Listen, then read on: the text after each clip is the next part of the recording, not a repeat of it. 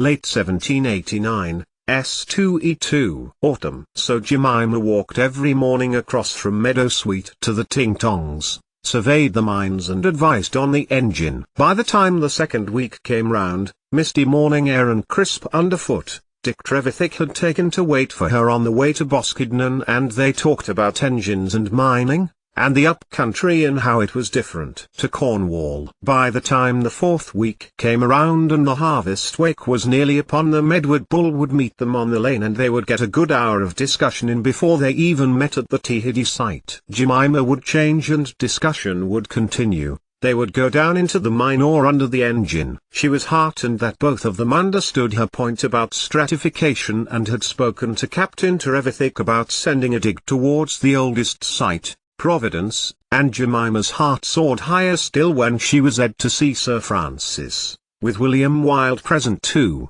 to tell her that, using her method, more tin had been discovered, that would never have even discovered if they hadn't applied the theory of strata. "You will be joining us at the harvest wakes?" Sir Francis asked her. "Wakes?" Jemima asked, confused not over the word but the fact it was being marked in September rather than the spring, as was done at home. "It is a fair, a festival, people bring goods to be traded, there are amusements, a broken bar, I hold them here yearly." And Jemima wondered why she didn't know about them from the year before. Her father has been Sir Francis's doctor. But she had been focused on wheel leisure, had she not? How stupid she had been, thinking that place was the only thing in the world. "I would like to," Jemima told Sir Francis. "Good, good," laughed Sir Francis. "I understand young people do put on smarter clothes. We will be relaxed that day, no work that day." It was to be the last Monday of September, and Jemima wrote to Humphrey and Davis that Sunday, just over a week before, to tell them of her vindicated theory and that her work with Edward and Dick was going well. "I was wise to Edward's fool's errands when he asked me to get the blacksmith for a long wait, and to take it over and place it in wheelbarrow. I got my turn when Edward was called to speak with William Murdoch, and I told him we needed sea gills, a new type of inner tube, playing on Mr. Murdoch's manner of speech. We get on well, and I do hope you get to meet them. I am certain you will be fast friends." A similar letter she wrote to Davis, but, by the time the next day came, Davis had written a crossed letter, for he could not have received Jemima's. "Great news," wrote Jemima's oldest friend. "Humphrey and I will be coming to my father's in a week. We will be back for the Camborne wakes. Do you know of it? Humphrey is keen to meet and make peace with Richard Duncan, for he has lost money and is threatened with debtor's prison." Was he? Thought Jemima. His investment was wheel leisure. Had its fortunes taken a turn for the worse? Humphrey says he will be happy to remain with him for some time and work as a doctor, though will be loath to leave Beddoes Institute. As for Dick Trevithick, "Jemima, my dear friend, I urge caution and precaution. The man is a laggard and a scoundrel of the first water. Both I and Humphrey had the misfortune to school with him. Trevithick has attended many and failed at all, and he is the laziest, most untrustworthy man I have ever met in my life. If you are happy at the Ting-Tongs, which your letters appear to convey, you will be wise to keep your distance. He has the fortune of having you in his company." Jemima lowered her letter as a noise downstairs indicated Mrs. Vaughan was preparing luncheon. "Take care with her association with Trevithick. He was the most honest and rational person she knew. He and Edward were of the same mould as Murdoch, Gregory Watt, Thomas Wedgwood, people Jemima knew she could put her trust, unlike her experience with Captain Poldark's cousin. And Jemima realized that, nearly 4 weeks after that meeting in the Red Lion with the Wheel Leisure shareholders, she hadn't thought about any of them at all. She hesitated to reply, and decided against. Davis and Humphrey would be back that week, and it would better that she spoke to him, or introduce, or reintroduce, him to Trevithick, since they had met before. However, she had seen the reason he was nicknamed the Cornish Giant. Besides his height and breadth and unbeaten wild wrestling record, he had a temper that was slow trace, but once up, was hard to diffuse. Only last week a group of young boys had dared each other to try to peer in at the office hut window to get a glimpse of her undressing. The first Jemima had known all about it was Edward and the blacksmith, Drake Carney, shouting at Dick Trevithick to stop, and several shouts and screams and thumps. Since Jemima only put on a set of clothes over her work clothes, there was nothing to see, and she had rushed out to see Dick Trevithick hammering the life out of three youths who, when he had been dragged off, looked very sorry indeed that they had dared to try to peep at her. "My father has asked me to walk home with you a night," Dick told her that night. A little feeling of affrontedness came to her mind at first, but then gratitude. It was getting darker, and while she thought of herself as tough, brigands and thieves would find her no match. "I am going to chapel," Dr. Withering called to Jemima as she sat in the study at Meadowsweet, reading Edward Bull's more recent engine trials. It would seem that the pressure would increase if the volume decreased. Had they tried smaller cylinders, a broken bar? And suddenly, Jemima put down the book and had found herself at the door. "Father, may I come?" he called, and within a few minutes was in her plain chapel dress and was walking with her father to Redruth. "The Lord's my shepherd, I'll not want a broken bar," they sang, and Jemima looked at the congregation. The memory of her recent place of work stirred. He wasn't there, Henshay, and she wondered how they all were. Perhaps she had acted hastily, Jemima thought. But, ultimately, Poldark had not believed in her, even if the shareholders had. 88,888,888. "I have thoughts about the compressor," Jemima told Edward Bull and Dick Trevithick next morning. "I have studied your notes. I read you think there is a relationship between pressure and volume. If the volume is smaller there will be higher pressure," Edward told her, as they walked the grass with the sun behind them. "But we need a thicker vessel. I feel there is something, a broken bar, but it is not fully formed," Jemima told him. "And have told your father I will say what has been found at Ishmael's. There is something I wish to try, Dick, though it's not fully formed in my mind yet." "Well, get it in shape for after the dinner bell," Dick told her. No joviality in his words, he was so unlike Edward in that respect, and anyone might take his tone as blunt and hostile. But Jemima was used to his manner and knew there was nothing in it. He used the same manner when discussing his sister Eliza's musical ability or his sister Laura's art. "I would think," Jemima continued, but stopped, as the young men stopped, for there was a figure heading towards them. She felt her legs grow stiff, as if trying to plant herself into the ground as the man approached. For it was Dr. Dwight Nice. He had the decency to nod to Edward and Dick, and then to Jemima, asking, "Miss Withering, I wish to have a few words." "Alone?" he added, when she hadn't moved. "It's all right," she told her colleagues, and took a few steps from them. However, when they were about 10 feet away, Jemima found that Dick was with her. "Master Broken Bar Trevithick, am I right?" Nice tried. "You did an unspeakable thing to a man's wife. It's no wonder Miss Withering is reluctant to speak to you." And it was true. Jemima had heard about that from Paul Daniel, who had confided it to her when she had thought he was about to touch her, and had confided that his brother was now in hiding for Karen's accidental death. That such a story had come to the ears of the people over to the show how notorious the scandal was. "I did," Nice admitted, and Jemima felt he looked a little ashamed at Dick's words.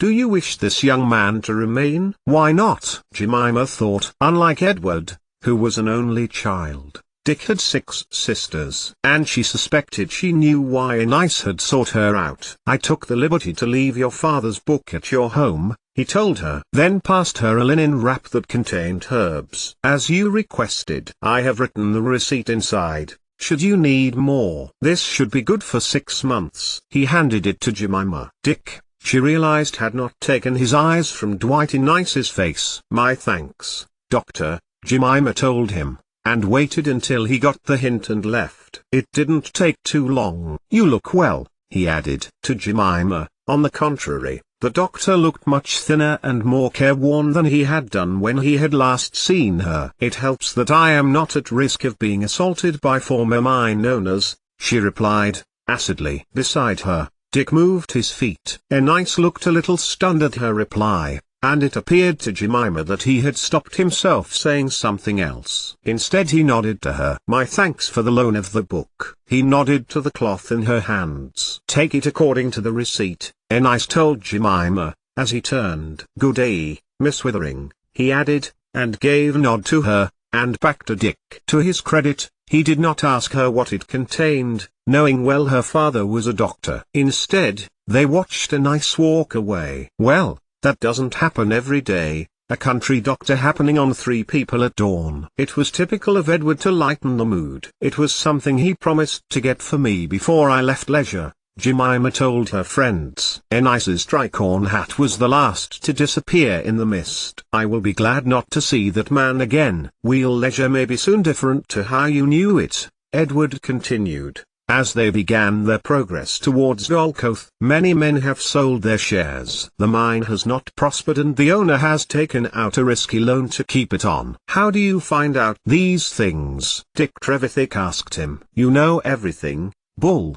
Do you know there is a festival called the Wakes next Monday?" Both young men looked at her. "It's not for incomers, tell her, Dick," teased Edward. "I am no incomer," Jemima replied, with equal jocularity. "I was born in Cornwall, as you know, Edward. But you talk like I come from the block country, down here," Edward imitated. And their friendship progressed out of colleagueship as Jemima pushed Edward's shoulder and, laughing, ran away, Dick following both of them. "Will you come to the Wakes with me?" she asked both of them, as they paused by Dolcoath. Captain Trevithick was expecting her at Wheel Fortune. "Who are you talking to?" Dick asked, looking to Edward. "Both of you." "I do not require a partner, I would be with my friends," she told them. "Both of you." "I am glad we are friends," Dick told her. "Yes, Bull." "Yes," Edward declared. "Miss Withering, Master Trevithick and Mr. Bull, the 3 engineers of T.H.D. Your father will not disapprove." "My father will be relieved," she told them. "I know he worries for me as I age, and I do my best to ease his mind." And it wasn't long until she had essayed the load, and the dinner bell had gone, and she met her friends and ate bread and cheese and returned to Dolcoath. "Let out the steam halfway, then close the valve," she told Dick. He looked at Jemima for a moment, then climbed the side of the engine. From his place in the lower level of the cavern of Dolcoath, Edward Bull looked up, watching with interest. The beam was pulled down, because the valve had jettisoned some steam, which dragged up the pump on the other side. Jemima watched it labor, as it filled with steam from the boiler. "Close it, close the bottom valve, and open the middle valve again." The engine lurched, and pulled up its plunger. Dick put his hand on the beam. "That ice a broken bar, high pressure a broken bar." Jemima had never heard him so vague before. Usually Dick was clear and to the point. "It was something." "We'll try this tomorrow, and see if we get the same results," B told Jemima. "We are on the last coal for today. It will be good to try on a fresh boiler's worth. Do you not concur, Bull?" "Yes," Edward Bull told them. "Miss Withering, I am impressed. We have been developing this for over a year and none of us has ever thought about that before." "Trevithick?" Jemima looked to Dick. "We have not," he replied, still looking at the pump plungers and beam. "Not at all." After changing, and saying goodbye to Captain Trevithick and Edward, Jemima made sure she had her parcel of herbs, which she would be sure to take, when she could read his instructions.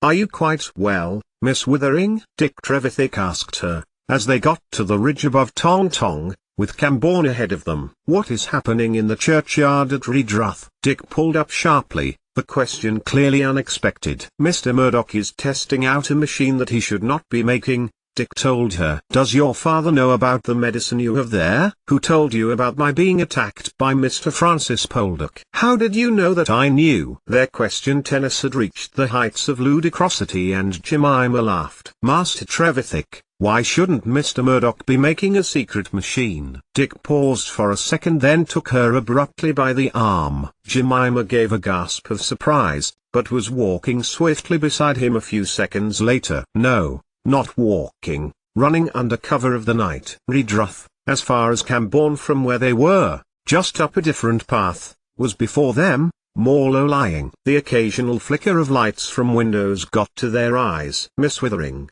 Dick told her, as they drew to a halt on the outskirts of the town. "Edward Bull will be there, too, and I am sure you will be a surprise to him. But, what you detailed today, about building up pressure in the condenser, is almost exactly the same principle as Murdoch has put into effect. He has put in a great deal of work, and it is he, Bull and I who have been working on it." He turned Jemima to face him, his hands firm on her shoulders. He hadn't meant to be rough, it was his way, but Jemima took his hands from her and placed them deliberately by his sides. "That hurt." "I was listening," she told him. "I didn't know anything about Murdoch's engine, but he does work for Bolton and Watt. I am sure I have seen the idea somewhere before, and so maybe Mr. Murdoch has too." She felt her face redden. "Please say you have brought me to see it." "You must be quiet," Dick told her. "I shouldn't have brought you, but if you have any more insights, I would like it to be soon. My father is funding the steam engine, you see. Sir Francis will pay for it only when it is operational. I need it to pump deeper depths. It's why I wanted you beside me, Miss Withering." And another young woman might take exception to a man choosing those words. But it was Dick. He was straightforward, it was his way. Jemima was getting used to his straightforward honesty, it saved time. There was nothing untoward. "My father told me about the incident at the mine with Poldark's cousin. I insisted you come to work with us, but Sir Francis and Mr. Wilde were both aware that this could happen again, by no fault of your own. That's why he asked me to walk you home. Or here, as is the case tonight," he added. "So that you are safe." He inhaled, and then glanced to the churchyard. Already, an eerie orange glow was coming from the far end, and a faint mechanical sound. If she were simple, Jemima might believe that there was a mighty, fire-breathing beast causing chaos amongst the gravestones. "It's because of,"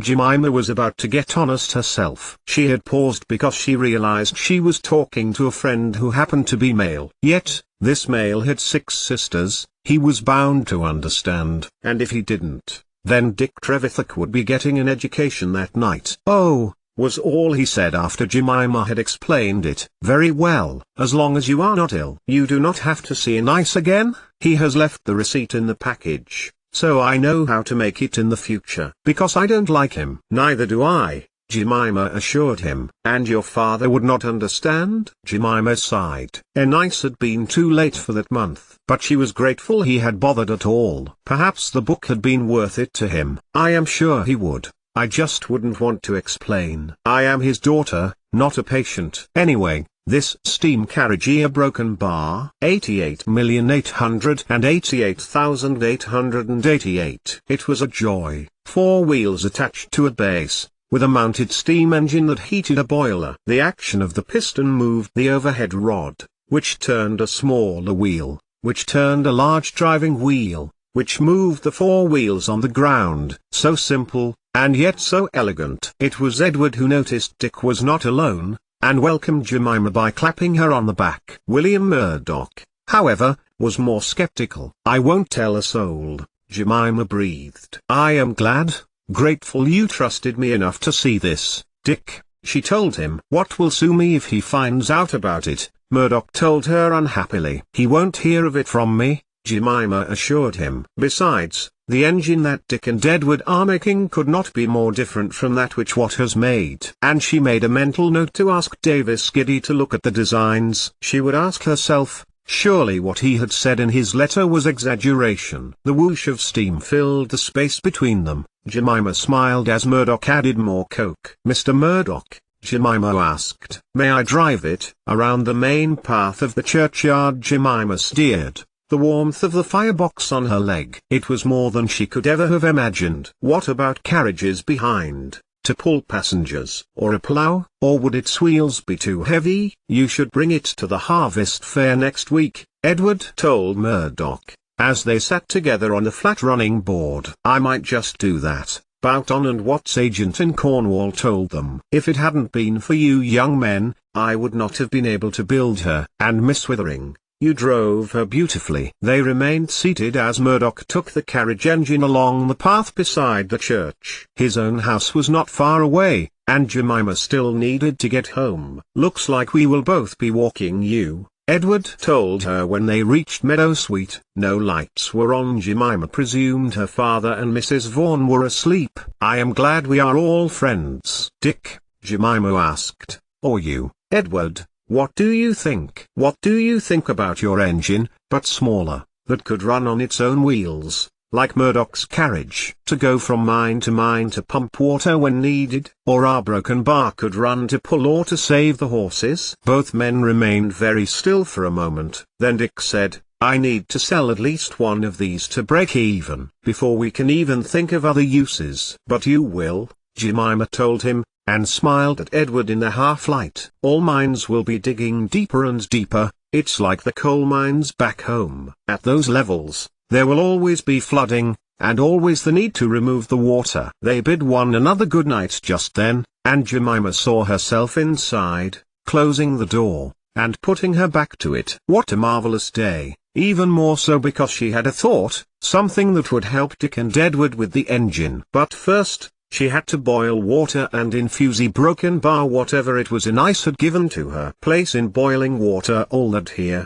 Good for 6 months. Laughable. Where was the information about what these herbs were, and how much of them were to be used? But she supposed, perhaps he was being discreet for her, considering her reluctance to tell her father. They tasted what boiled dandelion leaf and marjoram stalks might taste like if Jemima had steeped them in water for a long time. The taste was deep, somewhat between tea which had been left too long in the pot and old marjoram. Jemima drank it all down, knowing that, if Innice was right, in 2 weeks she would be without her monthly bleeding. And then put out the candle. Making her way upstairs, Jemima heard a noise, one in the yard. Perhaps the cat clamoring to come in, for it was getting colder nights. "Puss," Jemima called, hand on the door handle. She was just a bit to pull it closed, and give up on the appearance of the animal, when a hand gripped her wrist. There was no time to scream. Another hand went to her mouth,